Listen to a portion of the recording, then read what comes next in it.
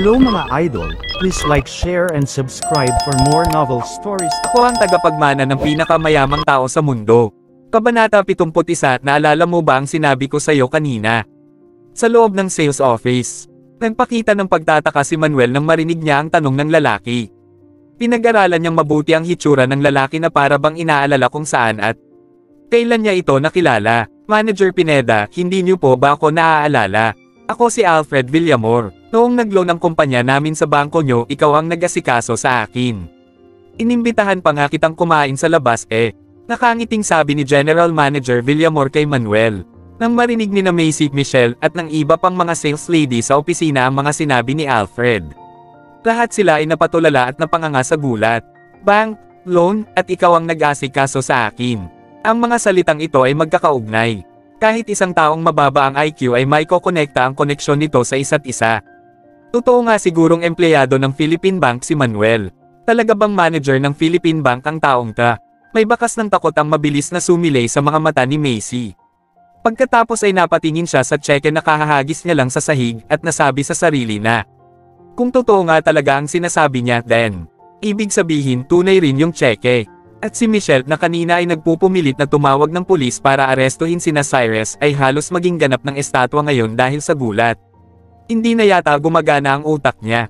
Ikaw pala yan Sir Alfred, naalala ko na. Tumatango-tango na sabi ni Manuel nang maalala niya na ang unang pagkikita nilang dalawa.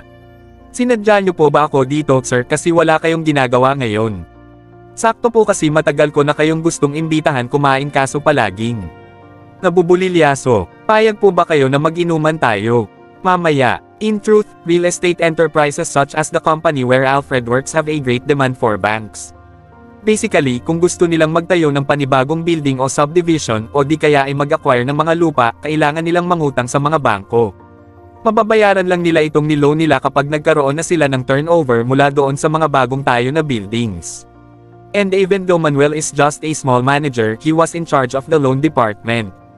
That is why napakagalang ng pakikipag-usap sa kanya ni Alfred ngayon.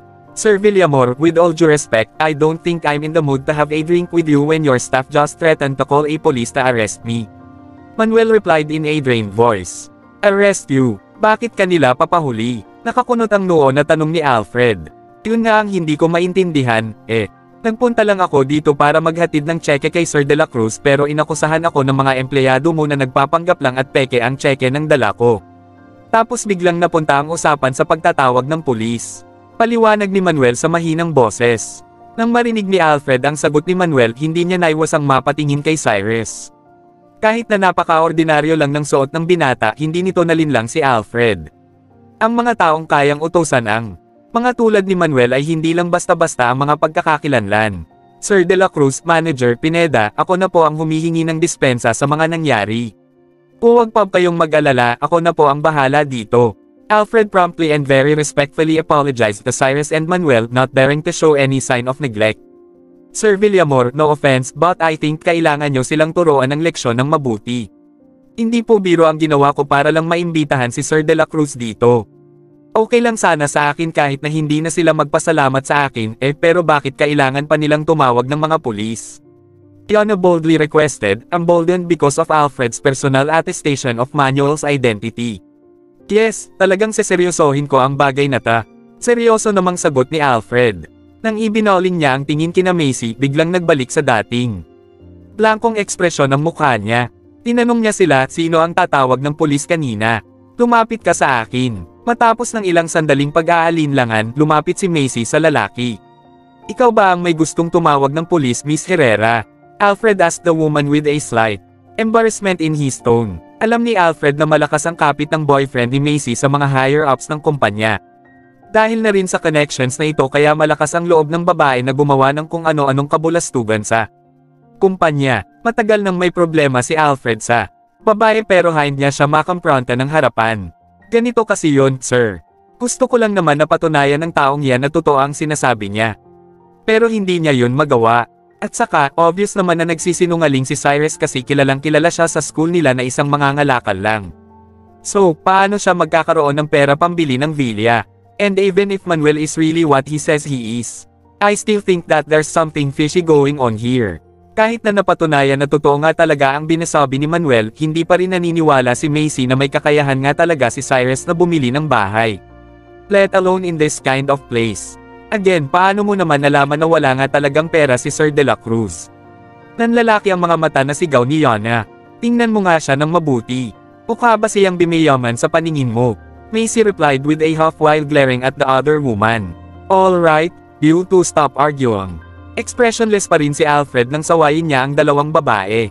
Nang tumahimik na ang lahat, nagpatuloy siya, okay, para matapos na ipapasuri na lang natin sa accountant natin kung fake ba o hindi ang cheque na dala niya. In that case, malilinawan na ang lahat. Kakatapos lang magsalita ng lalaki nang mabilis na pinulot ni Macy ang cheque sa sahig. Ibinigay niya ito kay Alfred at sinabi, Sir, ito po yun. Tinapon mo to sa sahig. Paano kung totoo nga ang cheque, mapapalitan mo ba to? Exasperated na sigaw ni Alfred sa babae. Don't worry, sir. Sure ako na fake lang yan, still believe na magkasabwat ang dalawang yan para mambudol sa amin. Kumpiyansang sagot naman ni Macy. Napapailing na lang si Manuel dahil sa sinabi ni Macy. Hindi niya alam kung saan nakuha ng babae ang ideya na walang pera si Cyrus. Wait until someone checked it over to be so sure. Sabi naman ni Alfred at saka nilabas ang kanyang cellphone at may tinawagan. Not even a minute later, a gentle-looking girl wearing eyeglasses hurriedly ran down the stairs. What can I do for you, sir? Medyo nahihingal na tanong ng babae kay Alfred. Miss Season, pwede mo bang tingnan kung peke ba tong cheque o hindi? Iniabot ni Alfred ang hawak na papel sa babae. Nang mahawakan na ng babae ang manipis na papel, sinimulan niya na itong pag-aralan ng mabuti. Paminsan-minsan ay ginagamit niya ang dalang magnifying glass para inspeksyonin ang mga malilit na letra na nakasulat sa dokumento. Pagkalipas ng ilang minuto, sobrang ingat na ibinalik ng babae ang cheque kay Alfred, at mahinang sinabi, "Base po sa nakita ko, sir, yan po ay general check na ini-issue ng Philippine Bank. May pirma at seal na rin po yan kaya valid na po yan at pwedeng-pwede nang i-cash out sa bangko." Nang marinig ni Alfred ang sinabi ng dalaga, biglang nanghina ang mga tuhod niya dahil sa takot. At ang kanang kamay niya na may hawak sa cheque ay nagsimula na ring manginig ng bahagya. You should know, this piece of paper is worth more than 150 million pesos. Tapos basta-basta lang ito itinapon ni Macy sa sahig. Paano pala kung hindi siya nagpunta dito? Eh di napakalaking problema ang mangyayari ngayon. Kahit sina Michelle, Macy, at ang iba pang nandoon sa opisina ay nahinang takutan din dahil sa sinabi ng babae. Kasi sino nga naman sa kanila ang mag-aakala na totoo nga talaga ang cheque ni Cyrus? How is this possible? Isn't he just a trash collector? Paano siya nagkaroon ng ganun kadaming pera? Pakiramdam ni Michelle na nasa panaginip siya ngayon habang nakatitig sa binata na nakaupo sa sofa. Not once did Cyrus mutter a word of refute because he knew the truth. How can that be real? Sigurado ka ba sa sinabi mo na tataranta na sigaw ni Macy sa babae? Ma'am Macy, huwag po kayong mag-alala, hindi po ako nagkakamali. Kung hindi po kayo naniniwala sa akin, pwede nyo pong dalhin ang Zekeng to sa bangko. Seryosong-seryoso na sagot ng babae na mula sa financial department ng kumpanya nila. There's no need to go to the bank because I can testify that the check is real. Walang ekspresyong sinabi ni Manuel. Napatulala na lang si Macy dahil sa naging sagot nilang dalawa. Sa sandaling ito, dahan-daang tumayo si Cyrus at naglakad papunta sa tabi ng gulat na babae. Pagkatapos ay mahina niyang tinanong, naaalala mo pa ba ang sinabi ko sa'yo kanina? Kabanata 72, Macy's boyfriend. Nang maintindihan ni Macy kung ano ang tinutukoy ni Cyrus, namula bigla ang mukha niya na para bang sinampal. Pinalot ng pagkapahiya ang buo niyang katawan. Naalala niya kasi ang naging kasunduan nila noong una pa lang kahit na sabihin nating hindi naman ganoon kaimportante ang trabahong ito para kay Macy kasi may mayaman siyang boyfriend, nakakahiya pa rin kung magre-resign talaga siya dahil sa ganitong rason. At kahit na sa sandaling ito, hindi pa rin naniniwala si Macy na totoo nga ang cheque na binigay ni Manuel kay Cyrus. At the back of her mind, she wondered where someone like Cyrus got so much money from. Si Michelle naman ngayon ay tuluyan ng nag-shutdown ng utak dahil sa pagkagulat. Pakiramdam niya ay nananaginip lang siya dahil sa hindi kapani-pani walang nangyayari ngayon. Kagabi sa Sunset Bar, sigurado ang ex-girlfriend at mga kaklase ni Cyrus nang sabihin nila sa kanya na isa lang siyang hamak na mangangalakal. Pati nga rin si Jade ay umamin at nanghingi ng tawad sa kanya kasi alam niya din na ganoon ang sitwasyon ni Cyrus. Kahit ang binata mismo ay hindi itinanggi ang mga sinabi nila kaya ibig sabihin, inaamin niya din na totoo ang lanat ng iyon. Pero bakit ngayon may pera siya para makabili ng napakamahal na bilya? Did he accidentally found a bag, a briefcase, or trash bag perhaps that contained that much money while he was picking up trash in a landfill? Then, how much luck would he have to have for that to happen? Seryosong pinagmasdan ni Michelle si Cyrus gamit ang kanyang magagandang mga mata. Hindi niya alam kung paano i-describe ang nararamdaman niya ngayon. Macy, hindi ba pumayag ka na magre-resign kapag nabili nga talaga ni Sir De La Cruz ang villa? Ngayon nakabayad na siya at sa kanya na yung property, ano pa ang hinihintay mo?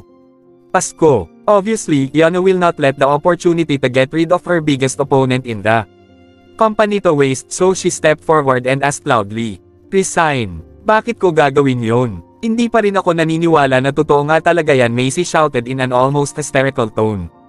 Miss Herrera, napatunayan na nga ni na Miss Season at Sir Manuel na totoo nga ang cheque na to. Ano pa ba ang hindi mo maintindihan doon?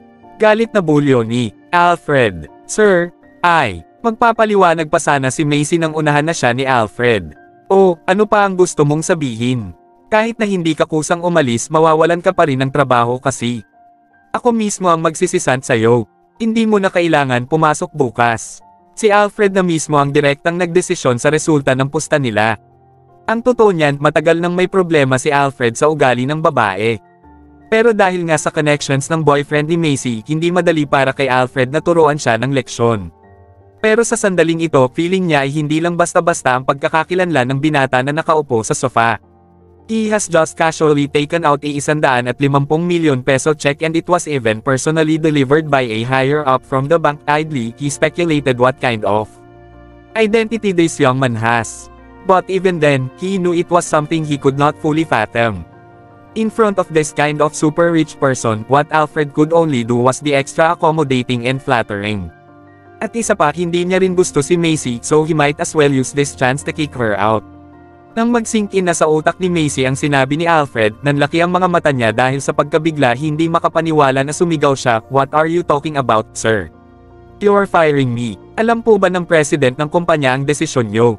Hindi ko na kailangan pang hingin ang opinyon ng presidente. Isang napakalaking gulo ang muntik nang mangyari dahil sa'yo. Paano pala kung hindi ako dumating, di nasa kulungan na sina Sir De La Cruz at Sir Pineda ngayon. That alone is enough ground for me to kick you out." Nahulaan na kaagad ni Alfred na gagamitin ni Macy ang connection niya para pagbantaan. Siya kaya agad niyang sinabi ang foolproof niyang rason. A glimmer of despair quickly flashed past Macy's eyes. She did not expect that the older man would just ignore her ties with the higher-ups and be completely unafraid. Sobrang pagsisisi din ang nararamdaman ni Michelle ngayon. Hindi rin niya inaasahan na magbabayad ng ganito kalaki ang pinsan niya dahil sa pag-iinstiga niya. Among all the people here in the office, she personally knew how much her older cousin had paid to reach her current position. Literal na dugo at pawis. Kung talagang tatanggalin siya ni Alfred, tiyak na hindi ito matatanggap ni Macy. "Sir Alfred, hindi niyo po ba kilala kung sino ang boyfriend ko? Kung talagang ipipilit niyo na paalisin ako, sisiguraduhin ko na magsisisi ka." Emosyonal na sigaw ni Macy. "I don't care kung sinong Ponzo Palato man yung boyfriend mo. I said that you were fired, so you are fired." Madiin naman na sagot ng nakatatandang lalaki. Well, kung si Alfred lang din naman ang tatanungin, sasabihin niya na hindi lingid sa lahat ang tindi ng kapit ni Macy sa mga nakakataas sa kumpanya, pero kahit siya ay hindi kilala kung sino nga ba ang boyfriend ng babae. "Oh, Sir Villamor, bakit nag-uusok ang ilong mo sa galit? Hindi mo ba pwedeng bigyan ng another chance ang gay friend ko? For my sake." Sa sandaling ito, may isang poging binata na nakasuot ng branded na mga damit ang biglang pumasok sa loob ng opisina. He was smirking as he neared towards the two people engaged in a heated argument. Nang narinig ng lahat ang boses ng bagong dating, sabay-sabay silang napalingon kung saan ito nanggaling. Napatitig si Cyrus sa bagong dating na binata. Inobserbahan niya ito mula ulo hanggang paa dahil parang pamilyar sa kanya ang mukha ng lalaki. "Hubby, buti naman nandito ka na. Kung na-late ka pa siguro ng unti, baka kanina pa ako nabully dito." Biglang nagbago ang ekspresyon sa mukha ni Macy nang makita niya ang paparating na lalaki. Dali-dali siyang lumapit sa tabi nito, niyakap ang braso nito at saka pa baby na nagsumbong. Medyo nakahinga na din ng kaunti si Michelle nang makita niya kung sino ang bagong dating na lalaki. Alam niya na sobrang lakas ng connection ng pamilya ng boyfriend ng pinsan niya kaya hindi na matatakot nina Alfred at Cyrus ang pinsan niya ngayon. What can a poor loser do with some money, right? Sa pag-iisip nito, muling tiningnan ni Michelle si Cyrus na nakaupo pa rin sa sofa ngayon. Hindi pa rin nagbabago ang persepsyon niya sa binata. Kahit na may pera nga siya, isa pa rin siyang loser sa paningin niya. Sa panahon ngayon, hindi sapat na may pera ka lang. You still need to have contacts and connections. What's happening here, Sir Villamor? Nilapitan ng boyfriend ni Macy si Alfred at tinanong sa mahinang boses. Ah, ikaw pala yan, Sir Dionisio. Bakit po kayo nandito? Nauutal-utal na sagot naman ni Alfred. Base pa lang sa ekspresyon ng nakatatandang lalaki, malalaman na kaagad ng lahat na hindi pipitsugan ang identity ng binata. Of course, nandito ako para sunduin ang girlfriend ko. Habang nagsasalita ang binata, hinailan niya si Macy sa baywang at niyakap. Ang babae naman ay kaagad na nagpanggap na nakakaawa. At ganito kasi yun, sir. May pagtatalo kasi sa pagitan ni na Miss Herrera at ng kliyente namin ngayon. Nang nire-resolve ko lang ang issue na to. Nakangiting sagot ni Alfred. Pagtatalo. Napatingin ng binata kay Cyrus at kay Manuel at Yana na nakatayo sa tabi niya at saka relax na sinabi. It's nothing but new money. Sir Villamor, sure ka ba na babanggain mo ang pamilya namin para lang sa taong? Tulad niya, the general manager stared at the young man with a conflicted expression. Paano niya maiisip na ang boyfriend pala ni Macy ay mula sa angkan ng mga Dionisio na isa sa mga makapangyarihang pamilya sa lugar nila? Wait, never mind, don't answer my question. Tanungin mo na lang ang boss mo kung papayag ba siya na tanggalin ang girlfriend ko. Agresibong sabi ng binata kay Alfred. This has nothing to do with Sir Alfred. Nakipagpostahan ang girlfriend mo sa amin kanina dahil natalo siya, kailangan niyang sundin ang napagkasundoan namin. Talagang hindi papayag si Yana na hindi niya mapaalis si Macy ngayon kaya walang takot na pumagitna siya sa dalawang lalaki at malakas na nagsalita. Baby, totoo ba yon? Pabulong na tanong ng binata kay Macy. Saglit na natigilan si Macy. Nang maintindihan niya na kung ano ang gustong iparating ng lalaki, kagad siyang umiling at naiiyak kunwari na sumagot, Hubby, wala akong sinasabing ganyan. Since hindi ka pumayag, it doesn't count. Bahagyang ngumiti ang binata. Napanganga na lang si Yana habang pabalik-balik na pinagmamasdan ng mag-boyfriend. She had not expected that these two would be so shameless. Okay, wala ako sa mood na mag-aksaya ng oras dito. Baby, Mitch, Terrell na. Ako na ang baalang magpaliwanag sa boss niyo. I don't see the big deal. Anyway, isn't he just an upstart? For all we know, baka nanalo lang yan sa loto eh. Napaka-bossy na sabi ng binata. Hindi niya man lang kinausap si Cyrus at tinanong kung ano ang opinyon niya. Inigpitan niya ang yakap kay Macy at nagplano ng umalis. Of course, hindi nang ahas si Alfred na pigilan sila. Kung ipipilit niya talagang tanggalin si Macy, makakabangga niya talaga ang pamilya Dionisio. You're so cool, honey. Tuluyan ang nakahinga ng maluwag si Macy dahil sa pagiging arrogant ng boyfriend niya. Tinalikan niya ang binata kahit na halos lahat ng mga mata ay nakatitig sa kanila. Tinayaan niyang hilahin siya ng lalaki sa baywang niya palabas ng opisina. Hanggat hindi nagre-resign ang babaeng yan, walang pwedeng makalabas dito. But just as the three of them turned around, Cyrus, who had not uttered a single word since the man's appearance, suddenly declared. Kabanata 73, walang pwedeng makalabas. Talagang matapang ka, ah. Calvin, Macy's boyfriend, could not help sneering when he heard Cyrus' statement. Cyrus, hindi ka na ba talaga makapaghintay mamatay? Hindi mo ba kilala kung sino si Kuya Calvin? Huwag mong isipin na porket may pera ka, lahat na lang babanggain mo. Nanlalaki ang mga mata na sigaw ni Michelle sa binata. Oo nga, akala niya kung sino na siya, for all we know, baka nakuha niya lang yan sa iligal na paraan. Isn't it just a measly villa? Nagbibiro lang naman ako kanina, sineryoso nyo naman. Sa tingin nyo ba naaalis? Talaga ako sa trabaho ko dahil lang doon.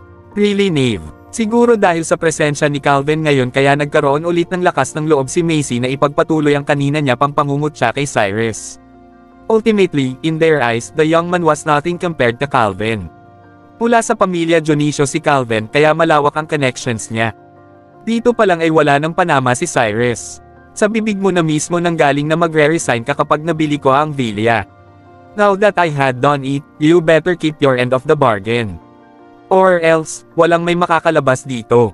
Mahinahong sagot ni Cyrus habang seryosong nakatitig sa mga mata ni Macy. Kung hindi lang dahil sa kayabangan ni Calvin na para bang isa siyang hari na kayang manduhan ang lahat ng mga tao na nandito, hindi na sana papapalakihin ni Cyrus ang gulo. Pero dahil iyon ang naging pagtrato sa kanya ng lalaki, nakaramdam siya ng kaunting inis sa puso niya. Anyway, since his identity was out of the bag now, he might as well complete his revenge on the two women. Halos maging hugis puso na ang mga mata ni Yana habang nakatitig kay Cyrus.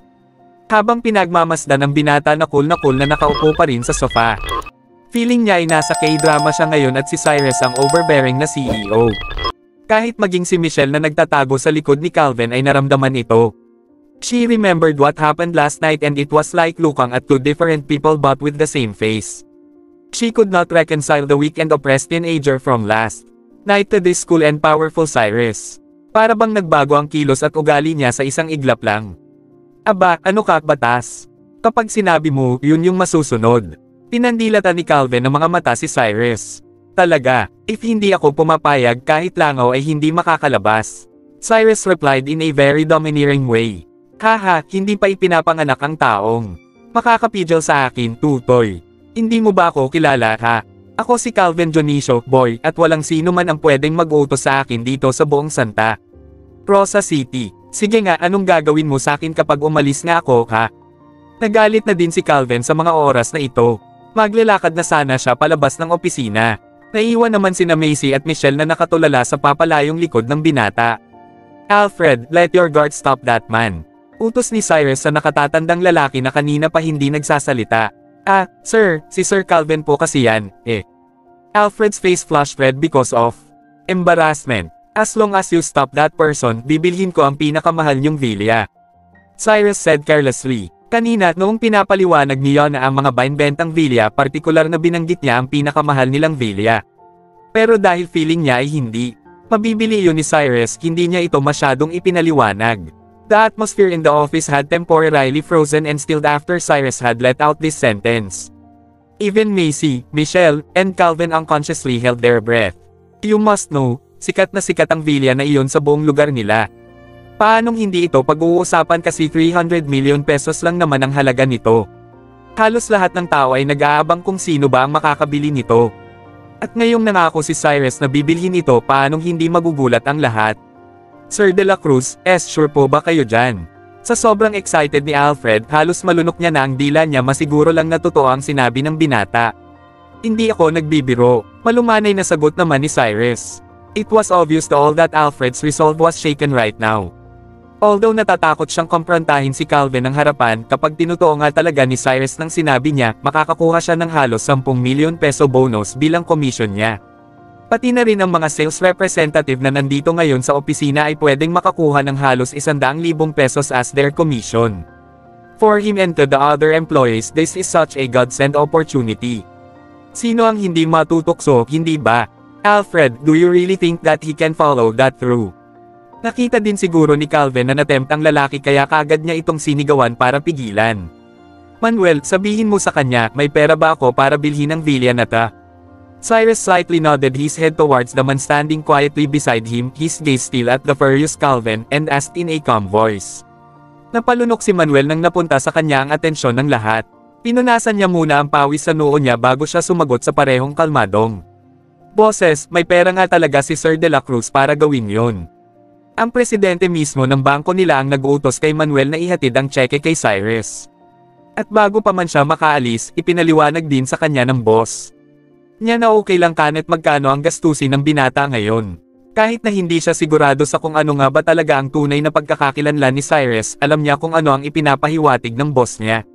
Nang nakasiguro na si Alfred na matutupad nga talaga ni Cyrus ang ipinangako niya, kaagad niyang sinigawan ang mga guards na nakatayo sa gilid at naghihintay ng utos niya. Ano pa ang tinutunga-tungangan nyo dyan? Tigilan nyo sila. Crash! Almost a dozen security guards used their bodies to barricade and block the door. At ang mga sales representatives naman ay pinalibutan sina Calvin. Napaka-enthusiastic nila dahil kung mabibili nga talaga ni Cyrus ang villa, silang lahat ay makakatanggap ng napakalaking bonus. Isinantabi muna nila ang magandang relasyon nila kay Macy sa harap ng ganitong kalaking pera. When Cyrus saw this scene, he could not help smiling cynically. At this moment in time, tuluyan niyang naintindihan ang katotohanan na ang pera ay ang talagang nagpapagalaw sa mundo. Kahit si Yana ay hindi tuluyang maintindihan kung ano nga ba ang nangyayari ngayon. Noong una, masaya na siya kasi makakakuha siya ng malaking bonus kapag nabili ni Cyrus ang unang villa. Pero ngayon, hindi niya lubos akalain na bibilhin niya din ang pinakamalaki at pinakamahal na villa na meron sila. Not only could she get a sizable commission but she could also get rid of her sworn enemy. All in one blow. Kung hindi lang siguro na sa sitwasyon baka kanina pa siguro siya nagsasayaw sa tuwa. Bakit nyo kami pinipigilan? Nababaliw na ba kayong lahat? Bakit kayo naniniwala sa kanya? Niloloko niya lang kayo. Macy was almost spitting fire when she shouted and glared at the people crowding them in. Ang pinsan niya naman ay nakatulala na lang ngayon at hindi na tuluyang makapagsalita. Ang ipinangako ni Cyrus ay patuloy na umaalingaw-ngaw sa kanyang isipan. It was the check issue all over again. Kung magagawa nga talaga ni Cyrus iyon, hindi lang siya basta-basta matatawag na mayaman or may pera lang. Alfred, sigurado ka bang gusto mo akong kalabanin? Nanginginig sa galit na sinigawan ni Calvin ang nakatatandang lalaki. Sir Dionisio, you must understand na gumawa ng kasunduan ang girlfriend mo at sina Sir De La Cruz. Since natalo si Miss Herrera, kailangan niyang panagutan ang ipinangako niya. Basta ba't magre-resign si Miss Herrera? Makakaalis na kayo kaagad. The middle-aged man answered cool as a cucumber. Basta't mag-resign siya. Napasmirk si Calvin. Kahit na wala naman talaga siyang pakialam sa trabaho ni Macy, parang sampal na rin sa sarili niya iyon kapag hinayaan niya lang na matanggal ang girlfriend niya dahil sa ganitong dahilan. To put it bluntly, this was not the matter of fulfilling a promise at all but a matter of pride. Okay sige, talagang matapang kayo ha. Tingnan na lang natin kung hanggang saan yang tapang niyo. Calvin bared his teeth at them, took out his phone, and then warned them vehemently, maghintay lang kayong lahat. Tatawagan ko ang tito ko at sasabihin na magpadala ng mga tauhan niya dito. Itatatak ko sa mga kokot nyo na hindi lahat magagawa nyo dahil may unting pera lang kayo. Kaagad na nagbago ang ekspresyon sa mukha ni na Alfred at Manuel. Bigla silang nakaramdam ng takot dahil sa banta ng lalaki. Sir De La Cruz, kahayaan na lang po kaya natin sila. Baka hindi nyo po kasi alam na mahirap makabangga ang pamilya nila. Nanginginig sa takot at nauutal na panghihimok ni Manuel kay Cyrus. Kabanata 74, patay kang bata ka. Hindi madaling banggay ng mga Dionisio. Napasmirk si Cyrus nang marinig niya ang ibinulong sa kanya ni Manuel at pagkatapos ay sumagot. Siya sa parehong mahinang boses, bakit mahirap silang kalabanin? Wala akong pakialam kung sino man. Ang tatawaging resback ng lalaking yan. Basta't hindi nagre-resign ang Macy na yan, walang pwedeng makalabas dito. The muscles on Manuel's face twitched as he stared down at Cyrus' sitting form. Hindi niya maintindihan kung bakit ang kanina pang malumanay na binata ay bigla na lang naging mapilit ngayon. Pati si Yana ay wala na ring ibang nagawa kundi titigan ang binata. Sa mga taong nandito ngayon siya lang ang bukod tanging nakakasiguro na nagbago nga ang ugali ni Cyrus ngayon. Dahil na rin doon, hindi niya maiwasang mag-alala para sa kanya. Paano nga kung ang bulong ito ay lumaki talaga? Ano ang mangyayari kay Cyrus? Saglit na nag-aalinlangan si Alfred pagkatapos ay nagmamadaling lumapit sa tabi ni Cyrus at sinabi sa kanya sa mahinang boses, Sir De La Cruz, kalimutan na lang po kaya natin ang isyong to. Kung ipagpapatuloy pa po kasi natin to, baka lahat ng nandito ay madamay. Nakakatakot po kasi talaga ang tito ni Sir Calvin, Obviously, pati si Alfred ay natatakot sa lalaki. Kalimutan na lang, bakit ko naman gagawin yun? Malakas na pinutol ni Calvin ang dapat ay sasabihin pa ni Cyrus. Walang ekspresyon na tiningnan lang ni Cyrus ang sumisigaw na lalaki pero hindi siya sumagot. Ayaw niya talaga tayong palabasin ha. Pwes papaalam ko sa inyo na walang sino man, lalo na ang loser na tulad niya, ang kayang bumangga sa pamilya namin. Maghintay lang kayo, tatawagan ko ang tito ko. Tignan natin kung saang kangkungan kayong lahat pupulutin. Feeling ni Calvin ay personal siyang kinakalaban ni Cyrus ngayon kaya naman kahit na magbago ang isip ng binata at palabasin na sila ay hindi niya ito magagawang patawarin at hayaan na lang. Yes, hubby, don't let them go. Isn't it just a few villas? What's the big deal? Pasiga na sulsol pa ni Macy. Nang marinig nila ang sinabi ni Calvin, napagtanto ni na Alfred, Manuel, at Yana kung gaano nakalaki ang problema kaya mas lalo pang naging tense ang mga ekspresyon nila. Nagsimula na silang kabahan at pagpawisan ng malamig kasi alam nila na once dumating nga ang tito ni Calvin, may dadamay pati sila. Inugot ng lalaki ang cellphone niya mula sa bulsa niya. Ring, ring. Nakakadalawang ring pa lang ang tawag nang sumagot kaagad ang nasa kabilang linya. Tito, nasa Golden Pavilion ako ngayon, ayaw akong palabasan ng mga guards dito. Hindi pa man nakakapagsalita ang nasa kabilang linya ay agrabyado na nasumigaw si Calvin. May ginawa ka bang gulo? Kalmado naman na tanong ng tao sa kabilang linya. Tito, ano ka ba naman? Hindi ako ngayon ang nagsimula ng away. Basta na lang nila hinaronggan ang dadaanan ko at ayaw akong paalisan. Mabilis na sagot ni Calvin. Saglit na nag-aalinlangan ang kausap ni Calvin bago mahinang sinabi, sige, dyan ka lang, pupuntahan kita. Okay po, tito. Tuwang-tuwa na sabi ni Calvin pagkatapos ay tinapos niya na ang tawag at ibinalik ang cellphone sa bulsa niya. Just you wait, papunta na ang tito ko. Tingnan na lang natin kung gaano kakangas. Sigaw ni Calvin habang dinuduro-duro si Cyrus. Sir de la Cruz, ano pong gagawin natin? Rinig ko po na sikat na gang leader ang tito niya. Kung talagang ma-offend natin sila baka hindi na tayo maabyutan ng sinag ng araw bukas. Tuluyan ang natataranta si Manuel ngayon kaya napalakas ang boses niya nang kausapin niya si Cyrus. Gang leader. After hearing this, the young man only let out a faint smile, shook his head, and did not speak. Napakasimple lang ang dahilan kung bakit hindi nag-aalala si Cyrus ngayon. After all, may mas. Nakakatakot pa ba kaysa kina Jonathan at Tom? Kung talagang hindi niya ito kayang harapin mag-isa, napakadali lang naman tawagan silang dalawa, Naturally, hindi alam ng tatlo kung ano ang iniisip ng binata ngayon. Para sa kanila, kung hihintayin talaga, bilang dumating ang backup ni Calvin baka hindi na sila makatakbo pa sa oras na iyon. You apologize to Kuya Calvin, Cyrus, I can help you beg for your case. Sa sandaling ito, biglang nilapitan ni Michelle si Cyrus at paimpal na kinausap ito. Lahat ng nakarinig sa sinabi ng dalaga ay nagpakita ng nabubuluhang ekspresyon sa kanilang mga mukha. Hindi nila maintindihan kung bakit siya nagkusa na sabihin iyon sa binata. Well, simple lang naman ang dahilan ni Michelle kung bakit niya ginawa ito. To put it bluntly, she wanted to redeem herself in front of Cyrus. Because if not for her words, this matter would not escalate up to this point. Ngayong alam niya na mayaman pala ang binata, nagbago bigla ang pagtingin niya sa kanya. Obviously, may ulterior motive siya ngayon. Noong nasa bar sila kagabi, maganda ang impression ni Michelle kay Cyrus at naiisip niya pa nga na maging friend sa kanya. Ang kaso lang ay biglang sumulpot ang mga kaklase niya at sinabi na namumulot lang siya ng basura kaya nagalit siya. Tapos ngayon pala malalaman niya na lang na hindi naman pala iyon totoo at isa pa lang siyang mayamang lalaki. When she found that truth, the idea of reconnecting with him suddenly sprouted in her mind. That was the reason why she took the initiative to offer an olive branch at Cyrus. Gusto niyang baguhin ang image niya sa isipan ng binata para mas mapadali ang pagre-reconnect niya sa kanya sa susunod. Gulat naman na napalingon ang binata kay Michelle nang marinig niya ang sinabi nito. Bakit nakatingin ka lang sa akin, bilisan mo na at humingi ng tawad kay Kuya Calvin para matapos na ito. I promise, once you do, hinding-hindi ka niya gagalawin para sa akin. Nag-aalalang sigaw ni Michelle nang wala paring imak ang binata, humingi ng tawad. Bahagyang ngumiti si Cyrus at pagkatapos ay mahinang sinabi, wala akong ginawang mali so bakit ako hihingi ng tawad? Nababaliw ka na ba, Cyrus? Hindi mo ba talaga alam kung sino ang tito ni Kuya Calvin? Don't think na napaka-untouchable mo na kasi may pera ka.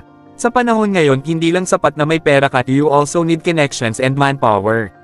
Walang-wala ka compared sa tito niya, okay, so pwede bang huwag ka nang magmatigas? Agitated na sigaw ni Michelle. Connection and manpower. He sneered and said calmly, sa tingin mo ba ay wala ako nun? Walang nang ibang magawa si Michelle kundi ang mapatulala na lang kay Cyrus, hindi alam kung ano ang sasabihin. Haha, talagang ang tigas ng buto mo, Hahayaan na lang sana kita kasi kilala ka ni Mitch, but since nagmamatigas ka, hintayin mo na lang dumating ang tito ko. Calvin shouted coldly at Cyrus while leveling him a glare na dismaya si Michelle sa binata.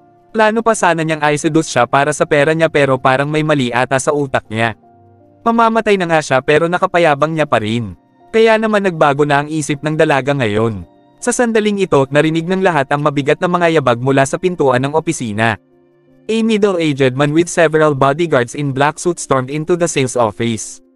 Kabanata 77, pwede ko pa rin bang makuha ang number mo? Nakaramdam si Calvin ng kagalakan nang makita niya ang isang mud-dye-aged na lalaking naglalakad kasama ng kanyang mga bodyguards papasok sa sales office. Dali-dali siyang lumakad patungo sa lalaki habang nakangiti at gamit ang kanyang puppy eyes ay nagsalita siya, Tito, salamat sa Diyos at nandito ka na. Binubuli nila ako. Kung hindi ka nagpunta, siguro ay hindi ako makakaalis. Pwede bang tumigil ka na sa kagagawa mo ng bulo? Ilang beses ko nang sinabi sa iyo. Keep a low profile, please. Sinaway siya ng middle-aged man na walang emosyon sa mukha nito. Tito, mali ang iniisip mo. Hindi ako ang nauna. Pinahirapan nila ako ng walang dahilan. Wala akong ibang choice kundi ang humans ng tulong sayo. Bago pa man matapos ni Calvin ang kanyang sasabihin ay bahagyang kumaibot ang katawan ng middle-aged na lalaki habang siya ay nakatitig kay Cyrus. Halata ang gulat sa kanyang mukha. "Tito, may problema ba?" Naulilitong tanong ni Calvin sa kanyang tito. Hindi man lamang pinansin ng middle-aged man si Calvin. Sa halip siya ay mabilis na naglakad patungo kay Cyrus at magalang na nagsalita. "Mr. De La Cruz, bakit po kayo naririto?" Nang marinig ng lahat ng nasa sales office ang sinabi ng middle-aged man, sila ay natulala, ang kanilang mga mata at mga bibig ay nanatiling nakabukas sa kanilang pagkadismaya. Hindi nila inakalang kilala ng tito ni Calvin si Cyrus.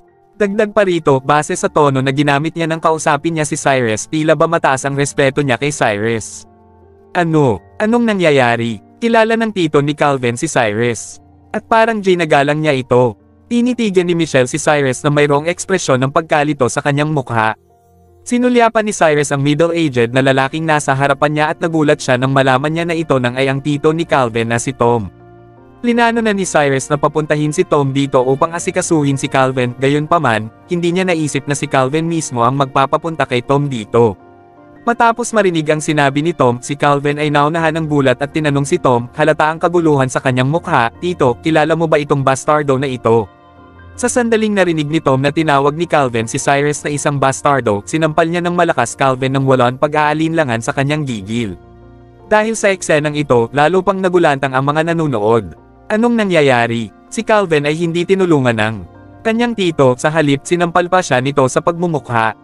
Hindi ako makapaniwala, tinakpen ni Calvin ang kanyang mukha, at tinanong ang kanyang tito nang mayroong nakakaawang ekspresyon, "Tito, bakit mo ako sinampal?" Lumuhad ka at humingi ng tawad kay Mr. De La Cruz. Galit na sinigawan ni Tom si Calvin, tila ba siya ay naglalagablab sa galit. "Ayoko, bakit ako luluhod at hihingi ng tawad sa kanya? Binyuli niya ako at pinigilan niya rin akong umalis dito. Siya ang dapat na humingi ng tawad." Galit nasigaw ni Calvin, tila ba tumitibok ang kanyang mga sentido. "Lumuhad ka at humingi ng tawad kay Mr. De La Cruz ngayon na. Do you hear me?" Bahagya nang naiintindihan ni Tom kung ano ang nangyayari at mukhang ang pinapunta siya rito ni Calvin dahil nagkaroon sila ng problema ni Cyrus. Kung ibang tao ang pinag-uusapan, sigurado'y kakampihan ni Tom si Calvin. Subalit ang na-offend ni Calvin ay ang boss ni Tom na si Cyrus. Alam ni Tom na bilang chairman ng company Trillion ang mga assets ni Cyrus. Kahit ang isang big shot na gaya ni Jonathan ay nagtatrabaho sa ilalim ni Cyrus. Kaya naman hindi magkakamali si Tom na i-offend si Cyrus para kay Calvin. "Tito, tila ba ay hindi pa rin ito matanggap ni Calvin? Di ba sinabi ko na lumuhad ka at humingi ng tawad kay Mr. De La Cruz? Bingi ka ba?" Nanlaki ang mga mata ni Tom sa kanyang galit at sinigawan niya si Calvin, makikita ang mga asul na ugat sa kanyang noo. Nanatiling nakatayo si Calvin sa kanyang pwesto. At saglit na nagdalawang isip. Kung isipin, hindi pa naging ganito kahigpit sa kanya si Tom. Base sa tindi ng galit ni Tom sa kanya ngayon, ibig sabihin siguro nito na isang makapangyarihang tao si Cyrus na hindi nila maaaring ma-offend. Kaya naman, matapos niyang magdalawang isip, lumuhad si Calvin kay Cyrus gaya ng utos ni Tom sa kaniya. Labis na nalungkot si Macy nang makita niya ito. Nais niya sanang turuan ng leksyon si Cyrus at mag-assert ng authority niya sa sales office sa tulong ng pamilya ni Calvin. Subalit, ikinadismaya niya na hindi man lamang tinulungan si Calvin ng kanyang tito sa pagdating nito. Sa halip, inutusan niya pa si Calvin na lumuhad at humingi ng tawad kay Cyrus. Hindi makapagsalita si Macy. Sa sandaling ito, mas lalo pang nagsisi si Michelle. Sa totoo lang, nagbago na ang pananaw niya kay Cyrus. Noong bilhin niya yung 70 million pesos na villa, nagsisi siya dahil naniwala siya sa mga sinabi ni Faye nakaraang gabing iyon. Nang makita niyang nakaluhod si Calvin kay Cyrus, lalo pa siyang nanlumo. Kung nakipagpalitan na sana siya ng number kay Cyrus nakaraang gabi at niyaya siya sa isang date. Siguro ay girlfriend na siya ni Cyrus ngayon. Ngunit huli na ang kanyang pagsisisi. Madihing sambit ni Calvin kay Cyrus, "Mr. De La Cruz, I'm sorry. Kasalanan ko ang lahat ng ito." Sumulyap lamang si Cyrus kay Calvin at hindi nagsalita. Nang makita ng lahat nga nasa sales office na talagang nakaluhod si Calvin sa harap ni Cyrus, lahat sila ay nagulantang. At saka lamang nila napagtanto na hindi lamang sobrang yaman ni Cyrus, napakalakas din ng impluwensya niya. Kung hindi ito totoo, hindi naman. Uutusan ni Tom ang kanyang pamangkin para lumuhad at humingi ng tawad. Napagtanto ni Macy at Michelle na maling tao ang binangga nila. Noong una, plano ni Michelle na magsalita para kay Cyrus basta ay hihingi siya ng tawad kay Calvin. Nang tanggihan siya ni Cyrus, akala niya na matigas lang ang ulo niya at mayabang siya. Subalit ngayon naramdaman niyang siya pala ang katawa-tawa sa pagitan nilang dalawa. Kaya pala sobrang kalmado at confident ni Cyrus dahil wala siyang masiyadong pakialam kay Calvin at sa kanyang pamilya. Oh, ang weird talaga ni Cyrus. Bakit magpapanggap na tall-owner ng isang taong kasing yaman niya at magpupulot ng mga bote sa school? Para magkapera, nababaliw na ba siya? Labis ang pagkalito ni Michelle. Hindi niya maintindihan kung ano ang mga intensyon ni Cyrus. Nakatingin pa rin ang magagandang mga mata ni Yana kay Cyrus sa kanyang pagkagulat. Hindi niya inasahan na kakampihan ng tito ni Calvin si Cyrus. Sa halip na suportahan niya mismo si Calvin. Sina Manuel at Alfred din ay hindi makapaniwala. Alam nila kung gaano kalakas ang impluensya ni Tom sa Santa Rosa. Hindi sila makapaniwala na ang isang big shot na kagaya ni Tom ay magpapabango para kay Cyrus. Hindi mapigilan ni Alfred na tumitig kay Cyrus na mayroong plain na mga damit, kulang ang mga salita para ipaliwanag kung gaano katindi ang pagkagulat niya. Nang biglang tanungin ni Cyrus si Tom gamit ang malalim niyang boses, "Tom, pamangkin mo ba siya?" Lalo pang ikinagulat ng mga tao ang sinabi ni Cyrus. Tinawag ni Cyrus si Tom isa sa mga pinakamakakapangyarihang tao sa Santa Rosa sa loob ng ilang taon gamit ang kanyang nickname. Hindi ito kapanipaniwala, hindi kapanipaniwala ang kanilang mga naririnig. Opo, Mr. De La Cruz, kinakabahang tumango si Tom. Ramdam niya ang panlalamig ng kanyang mga pawis. Alright, dahil pamangkin mo siya at siya ay humingi ng tawad sa akin, pababayaan ko na siya para sa'yo, marahang sambit ni Cyrus. Salamat po, Mr. De La Cruz, nagagalak na sagot ni Tom. Bigla siyang humarap kay Calvin at sinabing, "Bata, bilisin mo at pasalamatan mo si Mr. De La Cruz." Salamat po, Mr. De La Cruz. Maraming salamat po, dali-daling sagot ni Calvin. Tinitigan ni Cyrus si Calvin na walang ekspresyon sa kanyang mukha at tinanong siya kung pa-fire ko. Kay Alfred ang dear friend mo, magkakaproblema ba tayo? Wala po, Mr. De La Cruz. Gawin niyo po ang gusto niyo. Mabilis na umiling si Calvin. Pagaling. Tumingin si Cyrus kay Calvin ng bahagyang nakangiti at tinumpas ang kanyang kamay. Sige, maaari ka nang umalis. Huwag mo nang ipakita ang pagmumukha mo sa akin kahit kailan. Napabuntong hininga si Calvin at dali-daling tumayo at tumakbo palabas ng sales office matapos ang kanyang pagdadalawang isip. Si Macy rin ay tumalikod at sumunod kay Calvin. Naiwan si Michelle sa office, siya ay nakatitig kay Cyrus na may blankong ekspresyon sa kabilang banda. Ang mayamang lalaki na iyon ay nakaupo sa sofa. Tila ba naubusan siya ng sasabihin upang ipaliwanag ang nararamdaman niya? Tila ba nakalimutan niya lahat ng mga mahahalagang bagay na karaang gabi? Napansin agad ni Cyrus si Michelle at tinanong niya ito, "Bakit hindi ka pa umaalis?" Nagdalawang isip si Michelle bago magtanong, "Cyrus, pwede ko pa bang makuha ang phone number mo?" Hindi na napigilan ni Cyrus ang sarili niya sa pagngisi. Kabanata 78, kailangan mong mangako sa akin. Sa sandaling marinig ni Cyrus ang paghingi ni Michelle ng number niya, napangiti siya. Hindi niya maisip kung paanong may lakas pa rin ang loob si Michelle na magtanong noon. Kung hindi dahil sa gulong ginawa ng babaeng ito kanina, hindi sana mangyayari ang hindi pagkakaunawaan kanina. Michelle, para kang pinsan mo na walang hiya. Ang bata-bata mo pa. Kudlit, huwag kang gamaya sa kanya, tumayo. Si Yana at pinagalitan si Michelle bago pa man makapagsalita si Cyrus, dinuduro ang ilong ni Michelle. Dahil sa mga salitang yun, napatingin sa kanya si Michelle at nauutal na sinabi, "Please, wala akong masamang balak. Gusto ko lang humingi ng tawad kay Cyrus." Di, mag-sorry Cal. Bakit gusto mo pa kuhain ang number ni Mr. De La Cruz? Sabi ni Yana nang may nangungulubot na mukha, nakatingin ng masama kay Michelle gamit ang nagliliyab niyang mga mata. Saan mo nakukuha ang lakas ng loob mo na hingin ang number ni Mr. De La Cruz? Ikaw tong nagpahiya sa kanya at sinabi na siya ay isang tall-owner na kumikita lang sa pamamagitan ng pagpulot ng mga bote. Pero ngayong nalaman mo na mayaman siya, gusto mo makuha ang number niya. Gusto mo siyang akitin, no? Diyos ko po, hindi ako makapaniwala sa kapal ng mukha mo. Naniniwala na susuportahan siya ni Cyrus, naging mayabang si Yana at naging masama kay Michelle. Ang ibang mga sales ladies sa sales office ay mga sip-sip. Lahat sila ay pumanig kay Yana, dinuro si Michelle at sinisi siya, ang kanilang mga salita ay punong-puno ng sarcasm. Michelle, ikaw talaga ang pinakawalang hiyang babae na nakilala ko. Saan mo natutunan na mangakit ng lalaki sa ganiyang edad?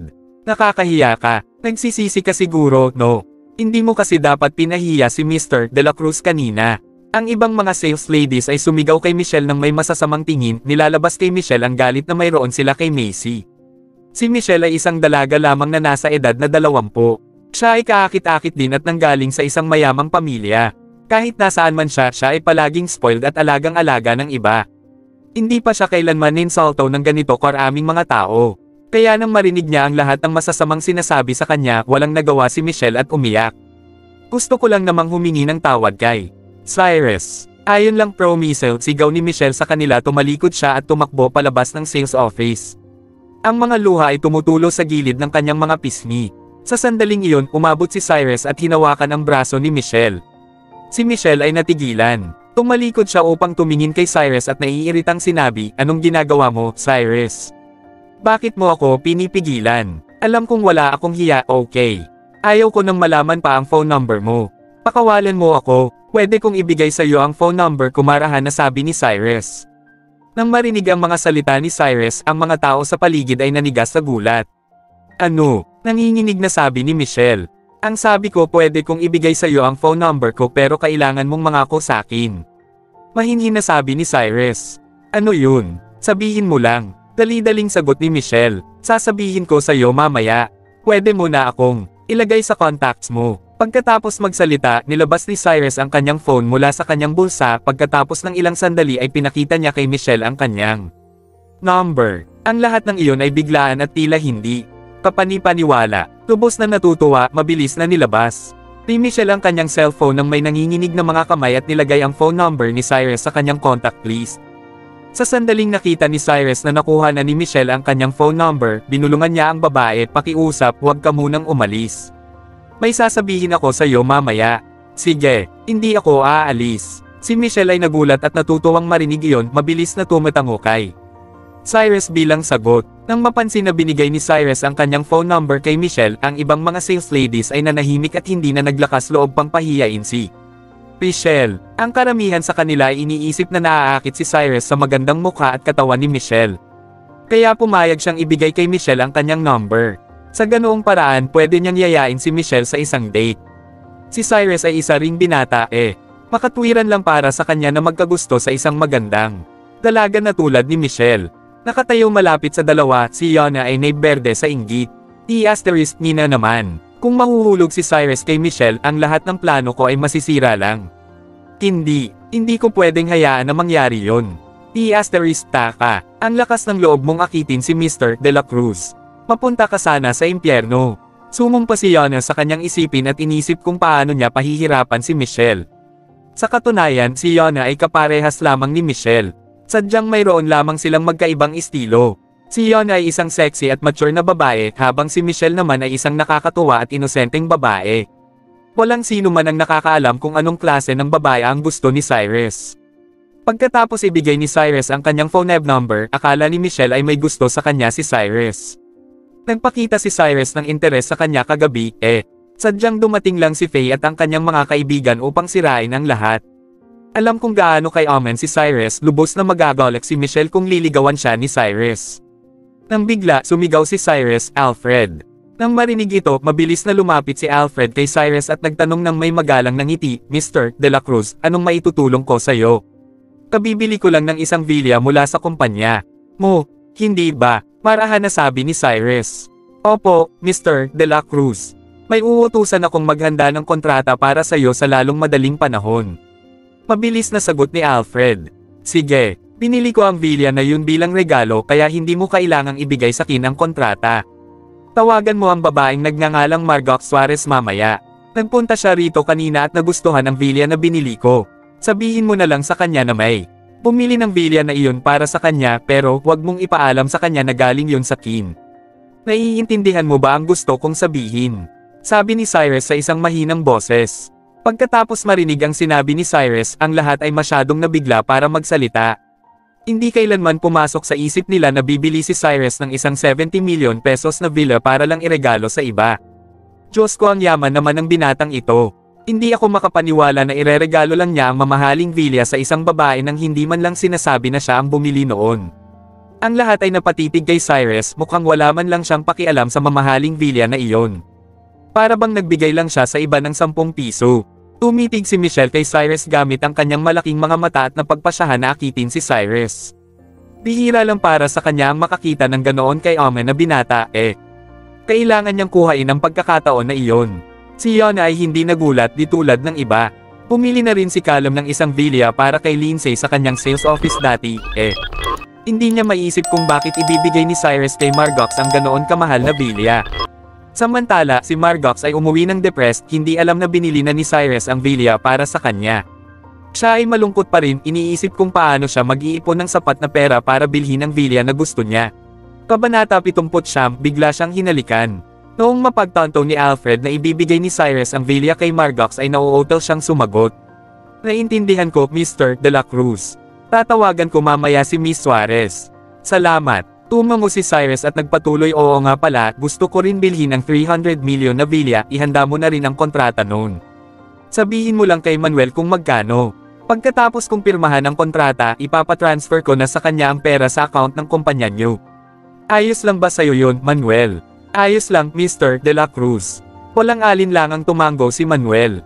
Nang mapagtanto na gusto talagang bilhin ni Callum ang pinakamamahaling villa, ang mga tao roon ay muling nanigas sa gulat. Ang villa na yun ay kilala bilang ang pinakamamahaling villa sa Santa Rosa, Kahit ang media ay napansin ang villa na ito at nagtatanong kung sino kayang mayamang tao ang bibili nun. Hindi kailanman pumasok sa kanilang isipan na ang villa ay mapupunta sa kamay ng isang simpleng tao na tulad ni Cyrus. At saka parang hindi pa isang malaking bagay ang pagbili niya ang 300 million pesos na villa. Para bang bumibili lang siya ng carrot sa market. Hindi man lang niya tinanong ang mga detalye ng villa bago niya iyon bilhin ng walang alinlangan. Napanganga ang mga tao. Sa wakas ay napagtanto na nila kung gaano kay-amen si Cyrus. Sa sandaling marinig ni Alfred na gusto talagang bilhin ni Cyrus ang villa, hindi na siya naglakas loob na paghintayin pa si Cyrus at dali-daling hinanda ang kontrata kasama ang iba pang mga kailangan. Pagkatapos ng kalahating oras, pinirmahan ni Cyrus ang villa kasama si Alfred at binili ang villa. Kasunod nito, binigay ni Alfred ang susi kay Cyrus ng may malaking ngiti at sinabi, Mr. De La Cruz, ang villa ay nakahanda na kaya pwede ka nang lumipat doon anumang oras. Gusto mo bang pumunta roon ngayon mismo? Hayaan mo na, isang villa lang naman yon.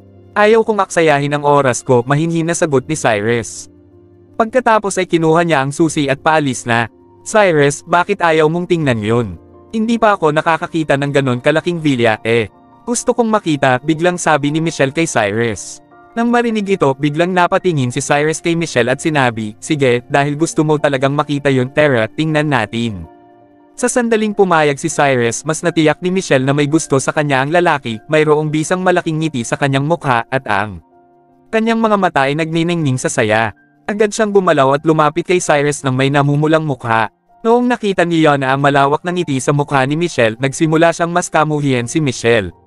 Napagplanuhan na ni Yona na akitin si Cyrus, pero biglang dumating si Michelle at sinira ang plano niya. Patago siyang tumingin ng masama kay Michelle. Ang kanyang mga mata ay puno ng galit. Mr. De La Cruz, dito po. Walang pakialam si Alfred sa galit sa pagitan ng dalawang babae. Siya ay lubos na natutuwa lang dahil binili ni Cyrus ang villa.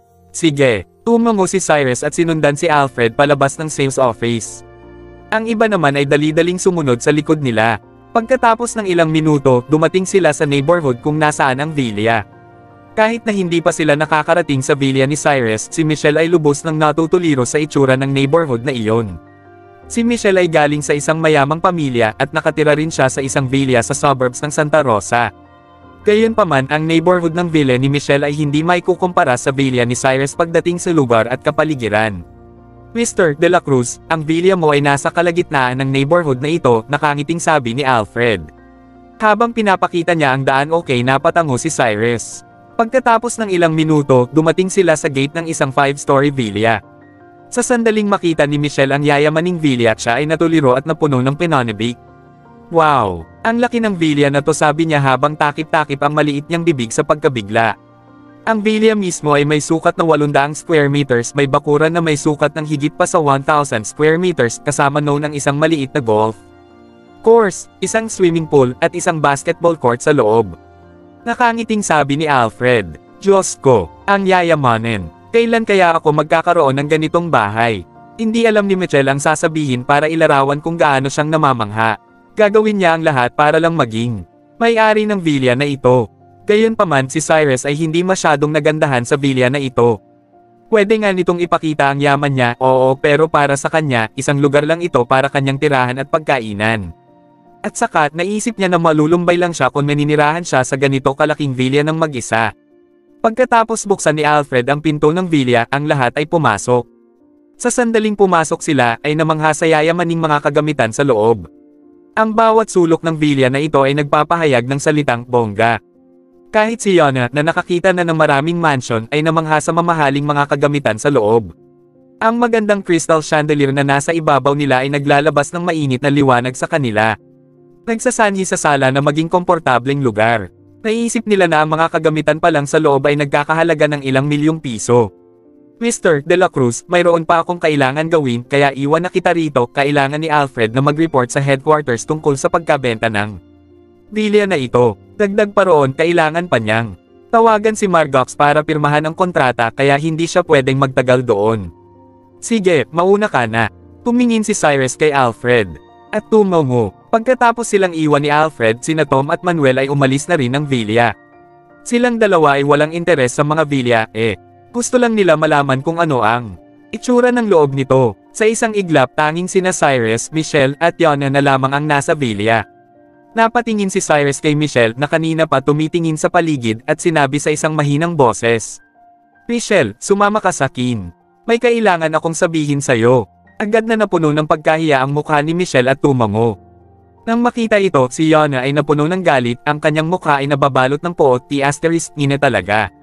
Sa wakas ay napapante ko na rito si Cyrus pero ang babaeng ta ay sinusubukan siyang akitin at sinira ang plano ko. Nakakainis. Mr. De La Cruz, ano ba ang gusto mong sabihin? Bakit hindi ko pwedeng malaman? Naiinggit na tanong ni Yana kay Cyrus. Wala kang pakialam doon, tumitig si Michelle kay Yana at nanghahaman na sumagot. Pagkatapos ay kaaya-aya siyang sumunod kay Cyrus. Nag-alinlangan si Cyrus ng sandali pagkatapos ay umakyat sa second floor at pumasok sa isang random na kwarto. Sa sandaling pumasok siya ay napanganga. Ang dekorasyon ng kwarto na ito ay tila romantiko. Mayroon dong isang pula at bilog na kama, dilaw na ilaw, at ang iba pang mga dekorasyon tulad ng mga kandila sa paligid. Mukhang ang kwartong ito ay nakahanda para sa mga magkasintahan. Hindi maintindihan ni Cyrus kung bakit may ganoong kwarto sa villa. Sa sandaling makita ni Cyrus ang romantic na dekorasyon ng kwarto na mula ang kanyang mga pisngi. Wala siyang ideya na aksidente lamang na nakapasok si Cyrus sa ganoong kwarto. Sa halip, akala niya ay dinala siya roon ng sadya ni Cyrus. Kahit na gustong-gusto ni Michelle na maging ang tinaguriang mistress ng villa na ito at magkaroon ng magandang impresyon kay Cyrus. Si Yana ay nasa baba pa rin sa sandaling iyon. Kaya si Michelle ay bahagyang nag-aalinlangan pa rin. Ngunit kalaunan, isang determinadong itsura ang lumitaw sa mukha. Nalagpasan ni Michelle ang pagkakataon niya kagabi. Sa araw na to, hindi na niya palalagpasin pang muli ang pagkakataon. Pagkatapos noon, marahan na sinore ni Michelle ang pinto at nang aakit na lumapit kay Cyrus, nagtatanong. Sa isang malambing na paraan, Cyrus, bakit mo ako dinala rito? Michelle, kasi, noong magsasalita na sana si Cyrus, isang pabango ang pumasok sa kanyang ilong. Sa kanyang pagkagulat, yumakap na sa kanyang leeg si Michelle at nakahanda ng humalik sa kanya. Ang mga labi ni Michelle ay pula at malambot, unti-unting lumalapit sa malamig niyang mga labi. Bago pa man mapagtanto ni Cyrus kung ano ang nangyayari, hinalikan na siya ni Michelle sa labi. Kabanata 80, pwede bang maging tayo? Hinalikan ni Michelle si Cyrus at hindi inaasahan ni Cyrus na mangyayari ito. Sa sandaling ang kanyang mga mapupula, malalambot at kaakit-akit na mga labi ay dumampi sa kanya, na blanko ang isip ni Cyrus sa sobrang bango ng kanyang halimuyak. Kahit na matagal na sina Cyrus at Faye, hindi pa sila nagiging ganito ka-intimate sa isa't isa. Hindi niya lubos maisip na ganitong paraan niya mararanasan ang kanyang first kiss.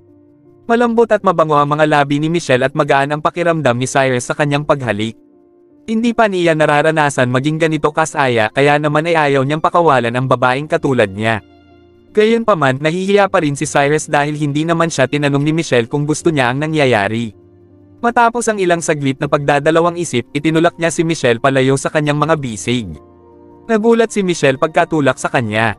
Nahihiya niyang tinanong si Cyrus, Cyrus, may problema ba? Was I being too rude? Ito ang unang beses na may hinalikan ako kaya hindi ako masyadong marunong. I'm so sorry. Totoo ang sinasabi ni Michelle. Kahit na napakaganda niya at napakarami niya mga manliligaw. Masungit siya dahil siya ay nagmula sa isang mayaman at makapangyarihang pamilya. Dagdag pa rito, dahil sa impluwensya sa kanya ni Macy, hindi nahiligan ni Michelle ang mga ordinaryong lalaki sa university niya. Gusto niya na matangkad, gwapo, at galing sa makapangyarihang pamilya ang boyfriend niya. Kitang-kita na taglay ni Cyrus ang lahat ng mga katangian na ito, kaya naman siya ang naunang humalik sa kanya. Hindi malaman ni Cyrus kung ano ang dapat niyang sabihin nang marinig niya ang paumanhin ni Michelle. Mahinahon niyang tanong kay Michelle, "Michelle, bakit mo ako hinalikan?" Natulala si Michelle ng panandalian at siya ay bumulong, "Cyrus, hindi ba't dinala mo ako rito para mag-confess sa akin? Hindi mo ba ako tatanungin kung gusto kong maging girlfriend mo?" Lalo itong ikinagulat ni Cyrus. "Ano? Kailan ko sinabi na gusto kita maging girlfriend? Oh, sigurado ka bang ayaw mo akong maging girlfriend? Kung ganun, bakit binigay mo sa akin ang number mo kanina, at kagabi maganda ang naging usapan natin, hindi ba?" Kita ang kalituhan sa mukha ni Michelle. Matapos ang isang saglit, nagpatuloy siya sa pagsasalita, "Kahit na hindi tayo nagkaintindihan kahapon, maayos na tayo, di ba? And I have a good impression of you. Payag akong maging girlfriend mo." "Oo, palagay ko ay hindi mo naintindihan kung ano ang ibig kong sabihin," sagot niya Cyrus habang nakangisi. Dagdag pa niya, "Siguro nga maganda ang naging pag-uusap natin kagabi. Gusto ko talagang makipagkaibigan sa'yo at kilalanin ka pa. Pero dahil sa mga kaganapan kagabi, sa tingin ko ay hindi tayo para sa isa't isa. Hindi kita type." Nanlumo si Michelle sa mga sinabi ni Cyrus. Bilang isang dalaga, naging masyado pala siyang mayabang. Subalit ngayon na siya ay na-reject sa pagkakataon pang siya ang naunang kumilos sa isang lalaki. Hindi niya matanggap ito, pakiramdam niya na ninsulto siya. "Bakit? Dahil ba hindi ako maganda para sa'yo? O sa tingin mo ay hindi ako hot? Hindi mo ba alam kung gaano karaming mga lalaki ang humahabol sa akin? Bakit hindi mo ako gusto? How can you tone me down?" Galit na nakatitig si Michelle kay Cyrus at sinigawan niya ito kasabay ng pagpulso ng kanyang sentido. "Well, charming ka naman at hot ka rin, pero hindi mo naman talaga ako mahal. Gusto mo lang maging girlfriend ko dahil gusto mong makuha yung pera ko. Ayaw ko ng girlfriend na kagaya mo," mahinang sambit ni Cyrus. "Ayaw mo naman pala ako maging girlfriend, bakit mo ibinigay sa akin yung phone number mo? Bakit mo ako dinala sa kwartong ito?" Nakatitig si Michelle kay Cyrus at tinanong ito ng pag-alit. "Well, I think you misunderstood. Dinala kita rito upang sabihin na wag mong ipagkalat kung sino ako. Wala na akong ibang intensyon," marahang paliwanag ni Cyrus. Naintindihan na ni Michelle kung ano ang nangyayari. Habang nangingilid ang mga luha sa magaganda niya mga mata, tinanong niya si Cyrus. Kahit hirap siyang ilabas ang boses niya, "Kung ganon, gusto mo lang na itago ko ang identity mo noong ibinigay mo ang number mo sa akin, di ba? Hindi mo ako gusto bilang girlfriend mo?" "Oo," tumango si Cyrus. Nakatingin si Michelle kay Cyrus na mayroong nakakaawang tingin, pakiramdam niya na naloko siya ni Cyrus. Matapos ang saglit na katahimikan, kinagat ni Michelle ang kanyang labi at mahina niyang sinambit. "Kung hindi ako galit na umalis kagabi, at kung hindi ko ipinagkalat sa harap ng napakaraming mga tao ngayon, papayag ka pa rin bang maging tayo?" "Siguro," mixing sagot ni Cyrus. Sa totoo lang, napakaganda naman talaga ni Michelle. Siya ay hot at kaakit-akit ang kanyang mukha. Dagdag pa rito, noong nag-uusap sila nakaraan, nararamdaman ni Cyrus na hindi kasing mukhang pera tulad ni Faye at Jade si Michelle. Nakakapanghinayang na hindi nagustuhan ni Michelle si Cyrus noong malaman niyang isa siyang pauna na namumuhay sa pagpupulot ng mga bote, at nakakahiya na i-date ang walang kwentang gaya niya. Kung hindi yun nangyari, hindi siguro tinanggihan ni Cyrus si Michelle. "Di ba, maganda naman ang impression mo sa akin?" tanong ni Michelle kay Cyrus. Tinitigan ni Cyrus si Michelle, hindi niya alam kung ano ang isasagot niya. "Pagaling. Ibig sabihin mayroon pa akong pag-asa. Hindi ako susuko, Cyrus. Sooner or later, I'll make you fall in love with me." Mariing sambit ni Michelle kay Cyrus. "Well, whatever, wala akong pakialam. Basta tandaan mo lang na wag ipagsabi kung sino ako. Kung malalaman ni Jade at ang mga kaibigan niya kung sino ako, hindi ka makakatakas sa akin." Ayaw na itong pag-usapan ni Cyrus kasama si Michelle.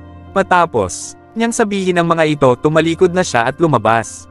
"Cyrus, hindi kita susukwan. Pinapangako ko mahuhulog ka rin sa akin." Palihim na ibinulong ito ni Michelle sa sarili niya habang nakatitig siya kay Cyrus. Determinado siyang maging mayordomang villa na ito balang araw. Sa totoo lang, hindi naman kailangan ni Cyrus na itindihin kung ipagkakalat ni Michelle kung sino siya. Kung tutuusin, kapag maraming tao ang nakaalam kung gaano kay-amen si Cyrus, mas lalong dadami ang mga babaeng mang-aakit kay Cyrus, at lalong dadami ang mga kakompetensya ni Michelle. Kaya naman, hindi ito intensyon ni Michelle. Hindi siya magpapakatanga. Si Yona na hindi mapalagay habang naghihintay sa babae na pabuntong hininga nang makita niya ang agad na paglabas ni Cyrus. Sa maikling sandali, imposible na mayroong nangyari sa pagitan nina Cyrus at Michelle. Dagdag pa rito, mukhang hindi nag-confess si Cyrus kay Michelle. Dahil kung ito nga ang nangyari, dapat ay lalabas silang magkahawak ang mga kamay. Mr. De La Cruz. Si Yona ay eleganteng naglakad papunta kay Cyrus habang suot ang kanyang high heels at humawak siya sa bisig nito. Mayroong cap-a-tons sa ngiti ni Cyrus habang nakatingin siya sa kanya. Matapos siyang halikan ni Michelle, si Yona naman ngayon ang susubukang kumuha ng loob niya. Naramdaman niya na hindi rin pala isang magandang bagay ang pagiging mayaman. Masyadong maraming temptations ang nakapaligid sa kanya. Let's go. Pulong ni Cyrus kay Yona. Okay, Mr. De La Cruz. Mayroon na akong pina-reserve na table sa isang restaurant. Doon na ba tayo mag-dinner para i-celebrate ang bagong bili mong villa at shall we? Nakangiting tanong ni Yona kay Cyrus. Nagulat si Cyrus ng panandalian. Pagtapos ay, marahan siyang sumagot, sure. Nagugutom na rin naman ako. Then, let's go. Dahil pumayag si Cyrus, abot tenga ang ngiti ni Yona at puno siya ng kagalakan. Inatak niya si Cyrus palabas ng villa at iniwang mag-isa si Michelle. Pagkalabas ni Michelle sa kwarto, nakaalis na sina Cyrus at Yona. Matapos na sundan ni Cyrus si Yona palabas ng villa at dinala siya ni Yona sa restaurant. Makalipas ang 10 minuto nang mapadaan ang kanilang sasakyan sa isang napakalaking shopping mall, biglang nagulat si Cyrus. Napakaraming mga tao ang nasa harapan ng mall sa sandaling iyon. Sa pinakagitna nito ay mayroong isang gwapong binata na nakasot at may hawak ng mga rosas, nakaluhod ang isa niyang tuhod sa harapan ng isang magandang babae. Mukhang siya ay nagko-confess ng pagmamahal niya sa isang babae. Ikinagulat ni Cyrus nang mapagtanto niyang si Roxanne ang babae na iyon. At ang lalaking nakaluhod sa kanyang harapan ay si Joshua, ang taong nanghak ng account ni Cyrus.